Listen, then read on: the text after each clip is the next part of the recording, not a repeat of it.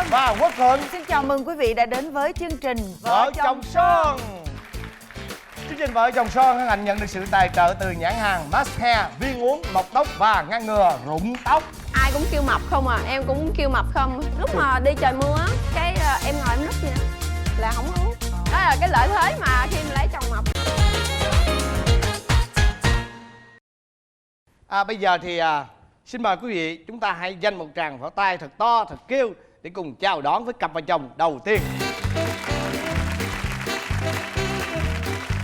Mời hai em giới thiệu về mình. Dạ, em tên là Nguyễn Thanh Tuân, năm nay 22 tuổi. Nghề nghiệp của em là tài xế. Dạ, em tên là Nguyễn Kim Phụng, năm nay em 22 tuổi. Em là nhân viên kinh doanh của một công ty cổ phần truyền thông đa phương tiện. Wow, một người làm công ty cổ phần truyền thông, một người làm tài xế, vậy thì sao quen được ta? Xưa là làm công ty cũ với nhau. Lúc hai bạn làm chung công ty cũ là lúc đó bao nhiêu tuổi? Dạ, lúc đó 18 tuổi mấy. 18 tuổi mấy rồi đã đi làm rồi đó hả? Dạ. Rồi đâu bây giờ kể cho anh nghe cái câu chuyện hai người gặp nhau làm sao? Dạ, em vô công ty mà em làm ở tổ khác, ảnh làm ở tổ khác. Mà em cũng không biết tên ảnh đâu. Ai cũng kêu mập không à, em cũng kêu mập không. Với lại mình cũng dễ thương. Tại sao không kêu là Doraemon chẳng hạn? Rồi cứ kêu là mập mà dạng cũng vui vẻ lắm anh. Đi đâu người ta cũng nói chuyện, đi đâu cũng cười, mà hình như gặp gái là nói chuyện nhiều hơn. Rồi sao? Rồi xong rồi cái bữa đó là tất niên, là nhóm em tổ chức đi ăn riêng. Xong rồi cái bên nhóm em á, ai ăn cũng phải góp tiền hết á. Còn ảnh ăn, ảnh đi sao rồi, để vậy còn không góp tiền nữa, mà ăn nhiều nữa chứ. Trời ơi.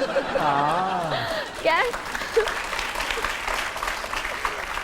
xong rồi cái ăn uống xong rồi cái là còn trẻ mà đi coi phim. Cái em coi được khúc đầu, cái khúc giữa em ngủ. Em ngủ xong rồi cái em dựa vô vai anh ta ngủ luôn. Rồi xong khúc cuối em dậy em coi. Bộ là ngồi kế bên ảnh tự nhiên cái sức lan tỏa nó ấm áp quá rồi em ngủ luôn hay sao? Em thấy cũng êm êm. Đó, Dạ, ngủ được vai hay em quá ngủ vậy. luôn. Đúng rồi, bờ vai này, bờ vai vững chắc quá mà. Rồi cái đầu cổ dựa vô vai mình nó thấy làm sao? Cũng phái chứ. Phái phái chứ. Thì khoái lúc mà cổ dựa vô thấy đã không? Cũng ấm áp. Rồi Rồi để nguyên vậy luôn. để nguyên luôn. Mà với em thì em thấy cái ghế sofa Dạ, này không. ngon không? Mỏi Em không? là em ngủ em thấy êm quá là em làm một giấc luôn. Rồi, đi coi phim mà làm một giấc luôn vậy đó. Có thấy ghét không? Rồi sau đó thì về có nghĩ về ảnh không? Dạ lúc mà về á, cái mọi người trong công ty á chọc em hoài luôn. Xong rồi cái em cũng nói tôi quen á, rồi xong rồi cái ảnh cứ nói là cái ảnh đi lên cái thôi đúng không vợ, cái anh đi xuống cái đúng không em, cái em cũng thấy vậy mà mình nói với cái anh quê thì tội nghiệp, với lại nhìn cũng dễ thương, em cũng đúng rồi chồng. Xong rồi mọi người chọc xong rồi cái một thời gian sau á thấy cũng dễ thương, cái ngỏ lời quen á. Nhưng mà bây giờ này, nếu như cho em nhận xét về cái anh chồng của mình á thì em sẽ nhận xét như thế nào về ảnh? Chồng em là đẹp trai. Rồi sao nữa? Dễ thương. Rồi sao nữa? Nói chung là ok lắm, nào qua luôn. Hỏi nhỏ nhỏ xíu. Dạ. Lấy chồng mập về ôm sướng không? Dạ, em thấy lợi lắm chị. Lúc mà đi trời mưa á, cái em ngồi em núp vậy nè là không ướt. Em núp sau lưng á, che chắn hết trơn rồi, em ngồi ở sau lưng là không ướt. Đó là cái lợi thế mà khi mà lấy chồng mập. Còn gì nữa không? Còn lúc mà mấy người kia cứ chọc ảnh là mập vậy á, cái hỏi em cái nói lại câu gì nè, cục mỡ với lại cục xương hết cục nào. Đó, đương nhiên hết cục mỡ rồi, lựa chọn Lựa chọn sáng suốt của em. Ủa rồi về bao lâu thì mấy đứa mới chính thức yêu nhau? 2 tháng sau là quen nhau luôn. Rồi yêu nhau rồi bao lâu lâu thì không cưới? Dạ, cũng được 10 tháng. 7-8 tháng. Mày mới cưới à? Dạ. Ủa tụi em cưới bao lâu rồi? 2 năm 7 tháng. Hả? Tức là 20 tuổi là đã đám cưới, 19 tuổi mấy rồi? Dạ, 19 đúng tuổi rồi. 19 tuổi em cưới hả? Dạ. Ủa mà sao cưới gấp vậy? Gia đình hai bên hối thúc mà. Dạ, bác sĩ nói. Bác Bác sĩ sĩ bảo. hối. Bác sĩ hối hả? Bác sĩ hối hả? Dạ. Ủa rồi. Công nhận là tiếng nhanh đánh mạnh ghê luôn á nha. Ủa Dạ. nếu vậy là con em năm nay nếu anh đoán là khoảng chừng 1 tuổi không? Dạ, có đó 1 rồi. tuổi 14 tháng rồi. 14 tháng rồi hả? Dạ. Trai gái vậy? Dạ, Dạ, gái. Chúc mừng hai bạn. Dạ. Nhưng mà lúc em biết là em có bầu á, em vui em buồn hay em sợ? Em sợ, hai vợ chồng đều sợ hết á. Nhưng mà mẹ chồng với ba chồng thì vui. Vậy á hả? Dạ. Dạ. Nhưng mà ba em thì cũng khó lắm. Nên em cũng chỉ dám nói với mẹ em thôi. Mà lúc mà quen nhau cũng khoảng được 5 tháng rồi đó, là tụi em cũng xác định rồi đó, là ba mẹ chồng em á là cũng có xuống nói chuyện với nhà em rồi. Cái là khi mà có bầu vậy á, cái là em nói là mẹ ơi giờ con sợ ba con biết lắm, mẹ đừng nói với ba con. Cái là ba mẹ chồng em xuống rồi nói chuyện bàn muôn tính kế với mẹ em rồi. Là xuống là không có nói với ba em về cái vụ đó, chỉ xuống nói là họp ngày gì cái đó rồi cho cưới luôn. Mà đến bây giờ ba em cũng không biết luôn. Nhưng mà phát ra cái là ba biết liền á. Dạ. Rồi cưới nhau về ở chung nhà với nhau 2 năm rồi đúng không? Dạ. Vậy thì có vỡ mộng gì về nhau không? Sao có phát hiện ra anh Mập này em có tính xấu gì không? Thì anh mập là anh biết rồi, ngủ là ngái là chuyện bình thường rồi đó em. Nó đâu phải tính xấu đâu. Rồi mê bấm điện thoại lắm. Nói chung là tiếp cận công nghệ thông tin là hơi bị dữ luôn. Cái vợ em có bấm điện thoại không Tuấn? Dạ có. Hai chồng cùng bấm điện thoại rồi ai canh con? Là hồi lúc đó là vậy, nhưng mà giờ là em ra luật rồi, 6 giờ tối trở đi là không có ai được bấm điện thoại hết á. Dành thời gian cho con, nhưng mà con của em cũng từng ở dưới đây, còn từng ở trên nội. Rồi hai vợ chồng là coi như là có hay đi chơi không? Tuổi này là tuổi ăn chơi mà đúng Dạ không? có. Hai vợ chồng cũng hay đi chơi lắm. Dạ. Tuần 7 ngày đi chơi 6 ngày không? Dạ cỡ đó. Cả đó. Trời ơi! Tuổi này đang là tuổi đi chơi mà. Mà thường đi mà. chơi là đi ở đâu? Dẫn con đi siêu thị rồi cho đi chơi mấy chỗ khu vui chơi rồi. Không, cái chuyện mà cho con đi là chuyện bình thường. Dạ. Hai vợ chồng kìa Dạ. có lén con đi chơi hoặc là gửi con trong bà ngoại để đi chơi không? Dạ mỗi lần lên kế hoạch đi Đà Lạt hay Vũng Tàu vậy á là em gọi hỏi bà nội ơi, bà nội có nhớ bơi chưa? Cái là vậy là mẹ em tự hiểu. Mẹ em nói là đi chơi đúng không? Đem bơi về đây ông bà nội coi cho. Rồi, thế Tuần đó. Vợ Dạ. em có tính xấu gì không? Đi làm về trễ, không về nấu cơm cho em ăn mà đi ăn quán xong rồi mới về. Tức là Ham vui đó phải không? Dạ. Đó, ăn ăn với vui. mấy đứa bạn á. đi ăn với quán là đi với bạn đúng không? Dạ. Có khi nào vì chuyện đó mà gây lộn không? Dạ cũng có chứ. Hả? Dạ. Không gây lộn dữ không? Cũng vừa vừa thôi. Vừa à. Chưa có chuyện nặng. Rồi, cái gì nữa? Thì đi làm về bấm điện thoại không à, ít lo cho con lắm, rồi em lo không. Em chăm con là em chăm làm sao? Cho nó ăn, cho tắm cho nó, rồi ru ngủ nữa. Mà hai đứa trong cuộc sống có lúc nào á mà giận hờn nhau rồi cãi lộn tới cái mức mà đứa này đòi bỏ đứa kia không? Dạ có. Tại bữa đó là Kim lên công ty rước em về, cái lên chảnh đứng đợi mà nó đi ăn với bạn hồi nào không biết, đứng đó em đợi riết mà trời mưa nữa, đứng kệ gần tiếng rưỡi đồng hồ á, không hay xuống, cái em gọi mà không móc máy nữa, sợ đi ăn rồi không dám móc máy. Hồi nhắn tin cái nói em đi ăn với bạn rồi, làm uổng công đứng tiếng rưỡi đồng hồ đó. Đó, cái em chạy về, cái nóng quá nhắn tin giờ không về là ly dị luôn, mới đi về. Về xong rồi cái con bé nó kêu mẹ ơi, cái ảnh nói gì nè, thôi lại đây với ba nè con, mẹ mày nó ăn nó chơi không mà, có Hương mày đâu mày lại nó làm gì. Vậy á. Rồi á hai cha con ngồi nói với nhau gì con có Hương ba không con, rồi xong rồi này nọ. Mỗi lần mà gây lộn là mẹ em toàn binh ảnh không à. Toàn là nói em là thôi nghỉ làm luôn đi. Vậy đó Dạ. hả?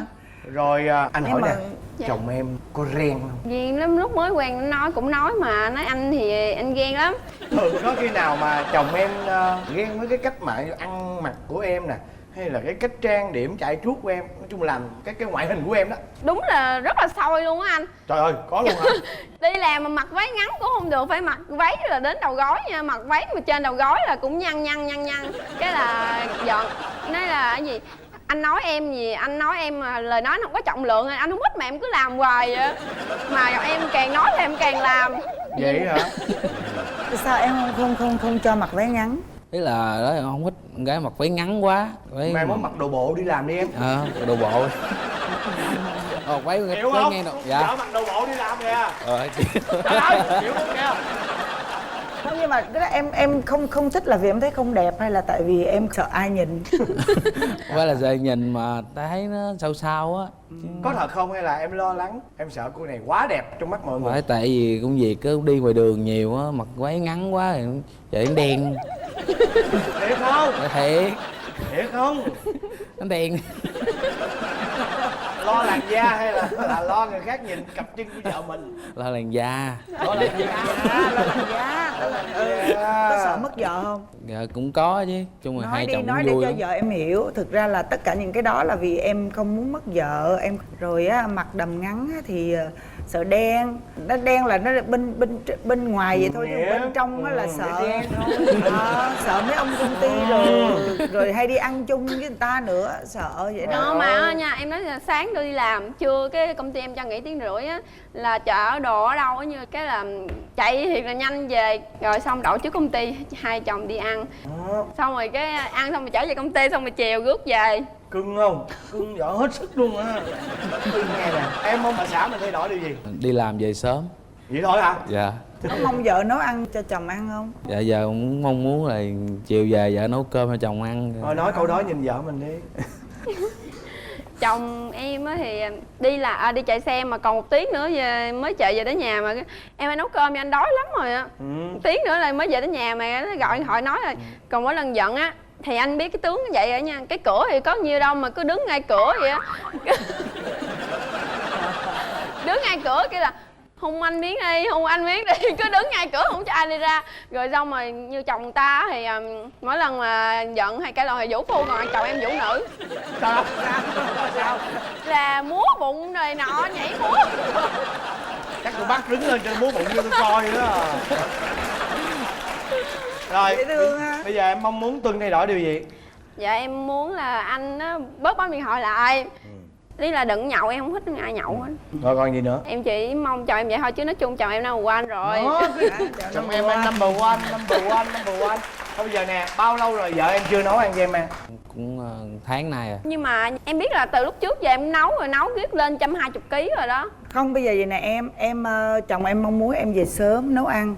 Thì bây giờ em thử em lên một cái thực đơn á, mà làm sao để mà nó vừa đảm bảo được sức khỏe nhưng mà nó cũng sẽ không có bị lên ký, ví dụ vậy đó. Tức là giống như mình có 2 điều kiện nè. Nếu mà anh muốn em nấu ăn cho anh thì em sẽ nấu, nhưng mà anh phải ăn những cái món mà em nấu, đúng không? Thì ngược lại thì vợ sẽ đi nghiên cứu cái thực đơn mà dành cho những người để mà giảm ký. Bây giờ quá dễ. Cho nó có sức khỏe đó. Bây giờ đó hai vợ chồng hứa nhau vụ đó đi. Anh nói đi anh. Nào, cả hai đứng lên đi. Đó. Em ghét không? Nhìn giống số 10 không? Thì anh phải ăn rau, gì không chịu ăn rau hết à. Mà ăn rau phải là xào mới ăn, luộc không ăn. Giờ em làm cho ăn rau luộc 10 món luôn. Chịu không? Không, có nhiều loại rau luộc ngon lắm á. Dạ. Thì bây giờ ở đây em cũng mong muốn là vợ đi làm về sớm, lo cho con cho cái. Thôi nhìn vợ đi. Không nhìn tôi hoài. Nấu ăn cho anh ăn. Dạ. Em cũng mong là anh giảm cân, nên em sẽ nghiên cứu những cái thực đơn tốt cho anh hơn. Nên mong anh cố gắng giảm cân nha. Trời ơi, gặp tôi Trời hung liền luôn. ơi, Gặp tôi hung liền luôn á. húng liền, tay húng liền. Cạp một cái liền. Đó. Rồi.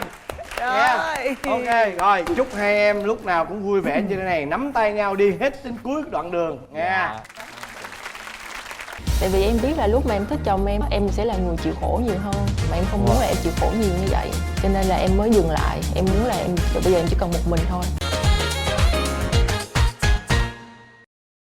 Bây giờ chúng ta sẽ cùng gặp gỡ tiếp một cặp vợ chồng thứ hai. Mời quý vị dành một tràng pháo tay đón chào họ. Rồi, chào hai em. Mời hai em giới thiệu về mình. Em tên là Triệu Thị Minh Hoàng, năm nay em 26 tuổi. Hiện tại là đang nhân viên văn phòng. Dạ em là Nguyễn Công Khánh, em năm nay 27 tuổi, em cũng là nhân viên văn phòng. Thế hai em là ở Sài Gòn hay là ở tỉnh ạ? Em ở Biên Hòa, Đồng Nai. Biên Hòa. Nhưng mà hai bạn này bây giờ đang ở Biên Hòa hay là đang ở Sài Gòn? Dạ hai vợ chồng em đang làm ở Sài Gòn. À, làm ở Sài Gòn. Rồi bây giờ kể cho anh nghe đi. Lần đầu tiên hai bạn gặp nhau là ở đâu? Dạ vợ em kể nữa. Tụi em gặp nhau cách đây là gần 10 năm. Năm đó em 16 tuổi. Hồi đó là em với chồng em là có một khoảng thời gian chat qua mạng trước, sau đó mới hẹn gặp nhau. Thì gặp nhau là ảnh từ Sài Gòn anh xuống Biên Hòa, anh đón em lên Thủ Đức chơi. Ủa, tại sao lại chơi ở Thủ Đức? Tại vì anh muốn tổ chức sinh nhật ở chỗ trọ của chị ảnh ở Thủ Đức. Ủa cái buổi sinh nhật đó là buổi sáng hay là buổi tối em? Dạ buổi sáng. Trong cái buổi sinh nhật đó nó có lãng mạn không? Như phim Hàn Quốc luôn anh. Kể đi. Bây giờ ai là người kể cho nghe cái Để vợ kể đi. cho nghe. Sáng hôm đó ảnh hẹn em ở bãi xe buýt khoảng 8 giờ, nhưng mà 2 tiếng sau đó anh mới xuất hiện. Tức là em ngồi chờ anh trong vòng 2 tiếng đồng hồ, xong rồi lại bắt thêm chuyến xe buýt nữa, hai tụi em đi lên Thủ Đức. Thì trên cái chuyến xe buýt đó thì tụi em ngồi kế nhau, thì em lại dựa vào vai ảnh. Xong rồi tụi em khi mà tới Thủ Đức thì lúc đó trời nó bắt đầu mưa lất phất rồi, thì tụi em đi bộ nói chuyện với nhau, chia sẻ này nọ, ấn tượng đầu tiên thế nào. Tới lúc mà gặp chị của ảnh rồi ăn uống xong á, mọi người mới đi karaoke. Sau cái buổi đi chơi đó thì em với ảnh mới tách riêng ra để đi qua hồ đá chỗ Thủ Đức chơi. Thì lúc đó thì trời bắt đầu mưa, thì tụi em hai đứa che chung một cái dù, vừa đi vừa sánh vai với nhau nói chuyện. Xong rồi tới lúc mà mưa bắt đầu nặng hạt rồi thì lại bỏ dù ra để tắm mưa luôn.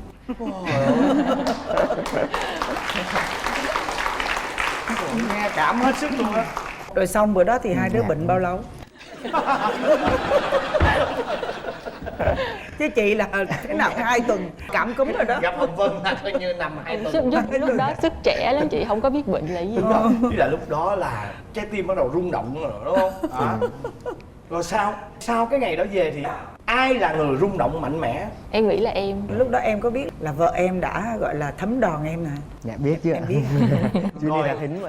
Rồi anh muốn hỏi là em làm gì để cho anh biết rằng là em có cảm tình với em? Anh tự biết từ lúc mà hai tụi em còn nói chuyện qua mạng với nhau. Rồi đến lúc nào thì anh toàn tâm toàn ý với em? Tới lúc mà toàn tâm toàn ý là sau đó 6 năm.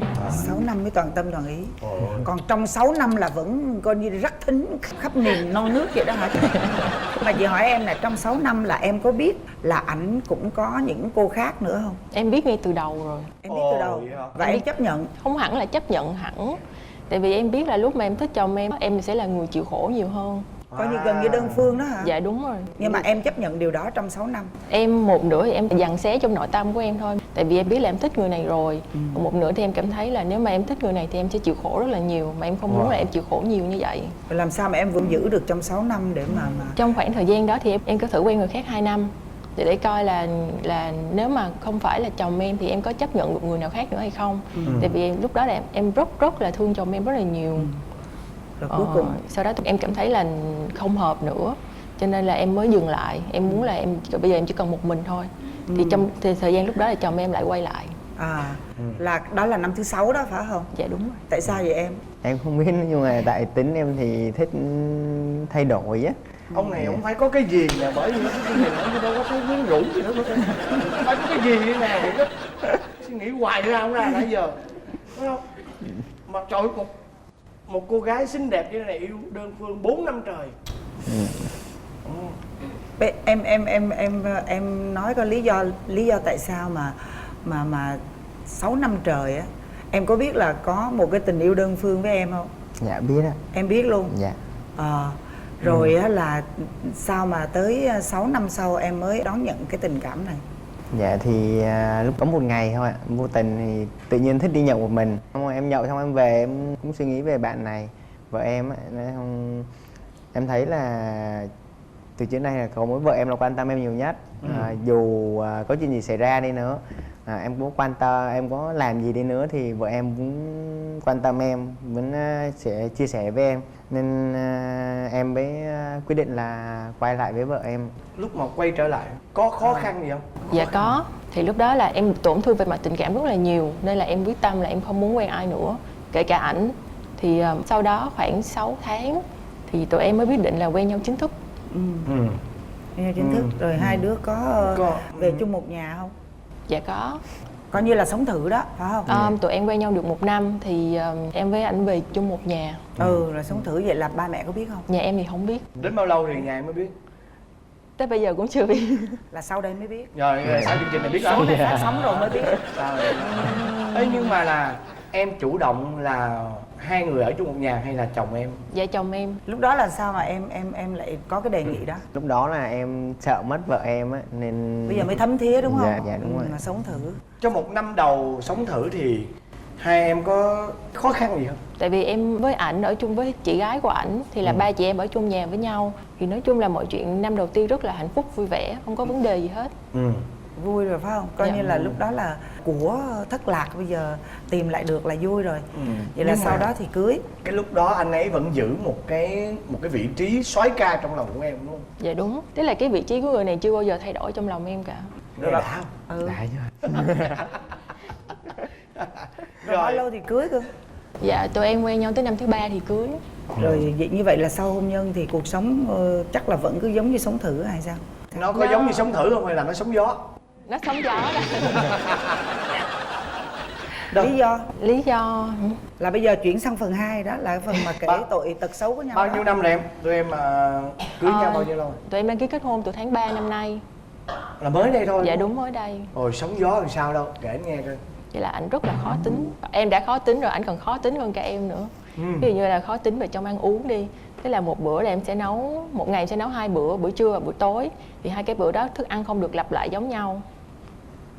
Một bữa phải có đủ 3 món thì ảnh mới chịu. Rồi dậy thì phải gấp chăn mùng mền, rồi hay là đồ vật không được vứt lung tung trên sàn thì ảnh cấm làm những chuyện đó. Nhưng mà ảnh lại làm được. Ảnh lại được làm, nhưng mà em nói ảnh thì ảnh không nghe. Nhưng mà cái đó đâu phải là sóng gió đúng không? Sóng gió là tại vì tụi em bất đồng quan điểm với nhau, bất đồng quan điểm sống. Nên là khoảng thời gian sau khi cưới là tầm khoảng tháng 6, tháng 7 là mới đây thôi, là tụi em gây nhau rất là nhiều. Tới mức mà em nghĩ là không biết là quyết định của mình là có đúng hay không. Nhưng mà về vấn đề gì? Em thì là người phụ nữ của gia đình, em ưu tiên của em luôn là gia đình. Còn ảnh thì hiện tại là ảnh đang trong cái độ tuổi là muốn chăm lo sự nghiệp. Cho nên là ảnh thời gian đó là ảnh quyết định là ảnh sẽ làm 2 công việc cùng một lúc, cái là cả sáng cả tối. Nếu mà em nghĩ là nếu như mà ảnh làm như vậy á thì sáng một ngày em chẳng gặp ảnh được bao nhiêu tiếng cả, cũng không biết nào mà chia sẻ với nhau trong cuộc sống như thế nào. Thì nhiều khi ảnh đi tới tối mịt là 10 giờ, 12 giờ ảnh mới về, lúc đó em đã ngủ rồi. Thì em mới nói là ảnh nên suy nghĩ lại về quyết định đó.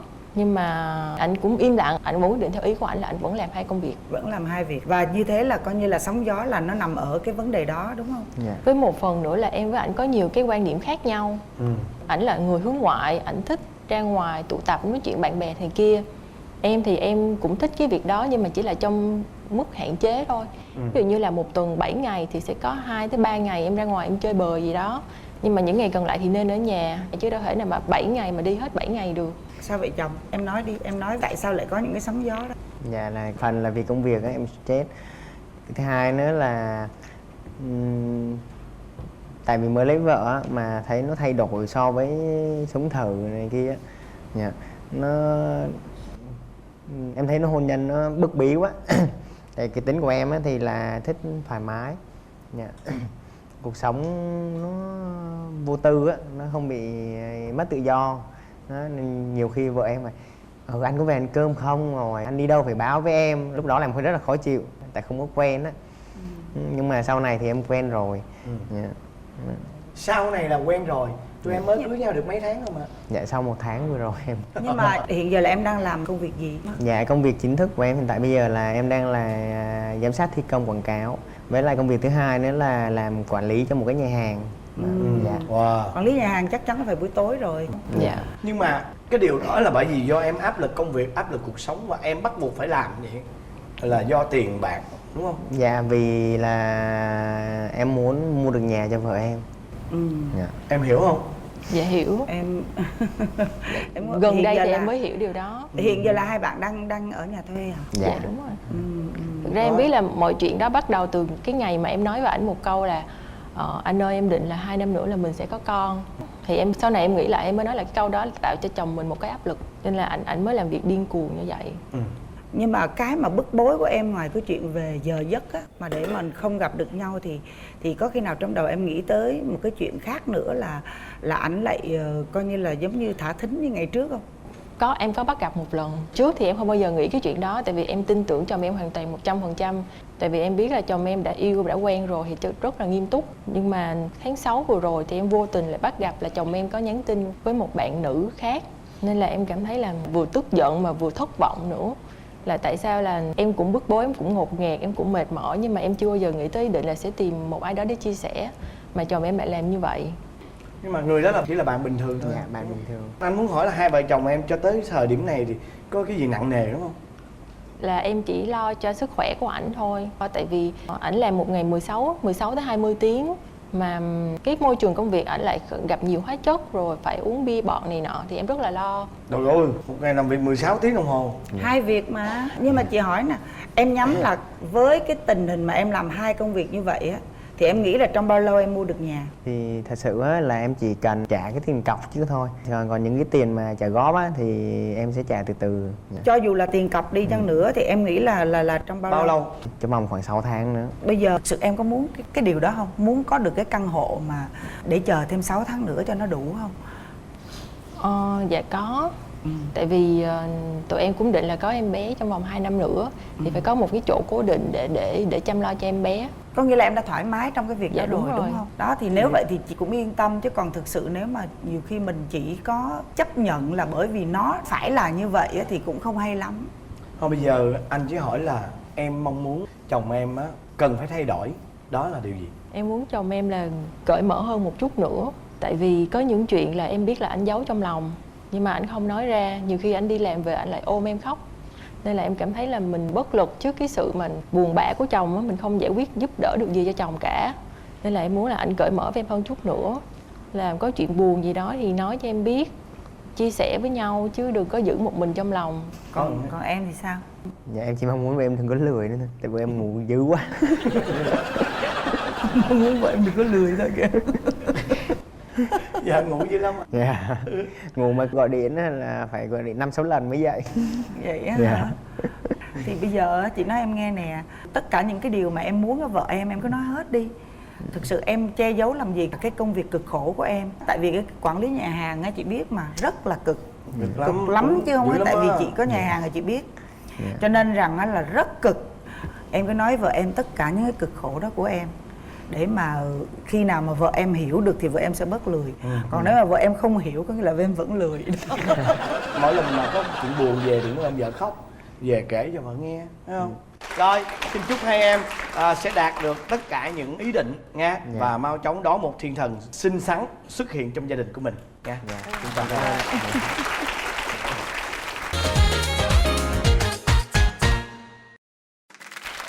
Và bây giờ là đến phần kiểm tra hữu ý và bốc thăm may mắn. Chúng ta có các phần quà như sau. Trước tiên đó chính là một bộ voucher sản phẩm Việt Honey trị giá 2.300.000 đồng.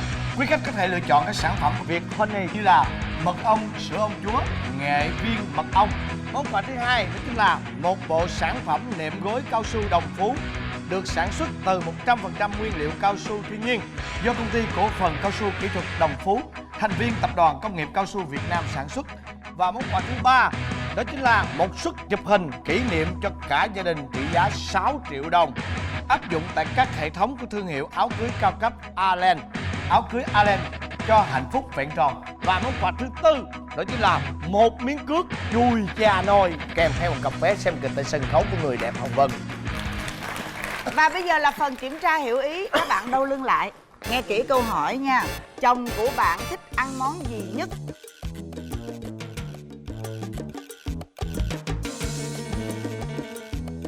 Tuân thích ăn món gì nhất? Mở ra. Hủ tiếu mì, gà rán. Trời ơi, Lật lất luôn. bên này chồng em thích ăn món gì? Em mở ra.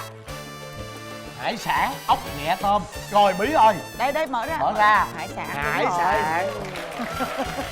Như vậy mời hai em được ưu tiên chọn một trong 4 màu này. Đứng đi, chọn. Màu đỏ cho nó gần đúng không? Đứng yên.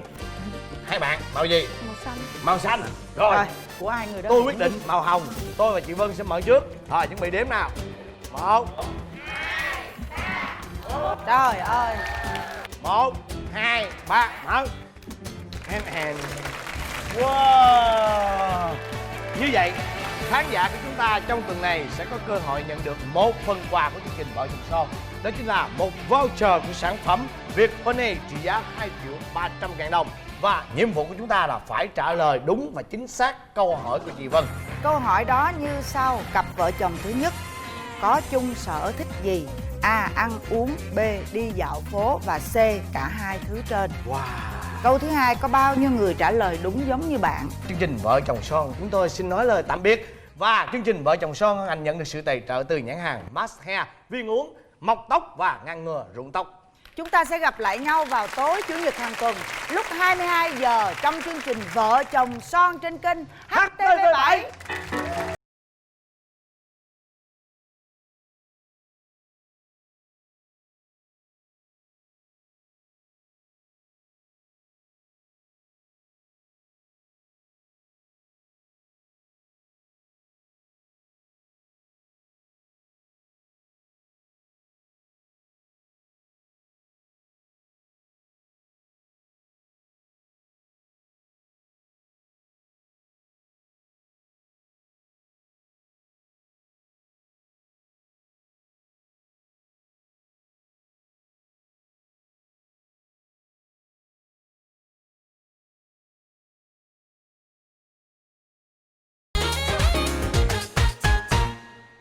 Nó uống say người em có mùi lạ và áo em bịt mất một cái cúc.